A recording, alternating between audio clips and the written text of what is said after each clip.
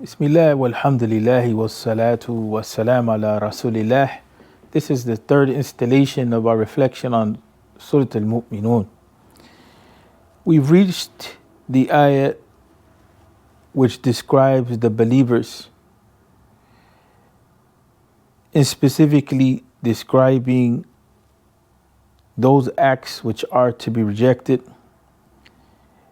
and those statements which are to be rejected.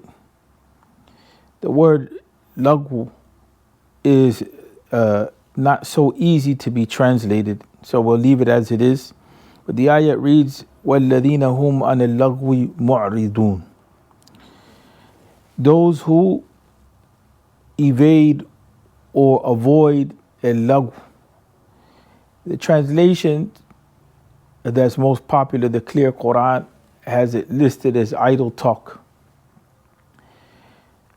But what that does is it limits the meaning of the ayat to one specific action.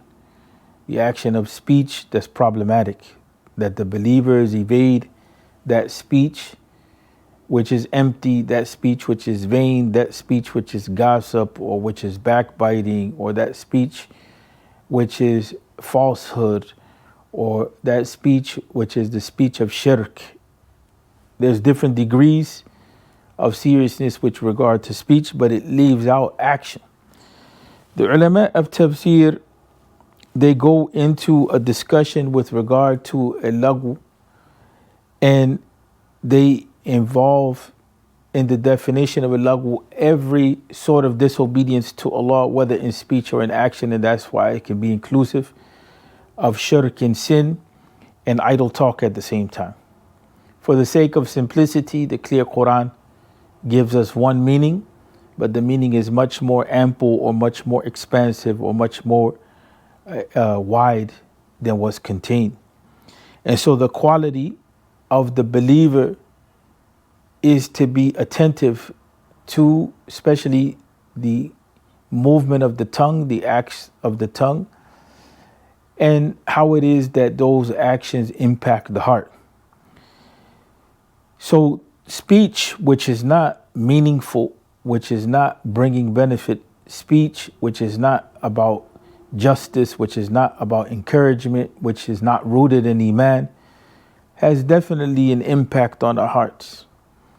And we know that psychologically, that ideas, when they're combined with speech, they begin to take more and more of a hold on us. So the speech that is problematic, especially that we see in many of our interpersonal relations, in which we chide each other, or we bully each other, or we chastise each other, or we tear each other down, or we use the tongue as a sword to make another person feel the pain that we feel. All of that is not from the qualities of the believers. The believers use the tongue and use speech as the means to bring about good and to gain reward, right? And especially when it comes to enunciating or pronouncing or keeping the tongue wet with the remembrance of Allah Tabaraka wa Ta'ala. So the speech in itself is something which is not the problem, is how it is that the speech is used and what it is that it is ending at, or what it is that it's achieving. And so here the believer is not just told just to have good speech, but the believer is described as that person, that male or that female, which evades and rejects that sort of speech, and not only speech, any act of disobedience. And with that we end. Assalamu alaikum wa rahmatullahi wa barakatuh.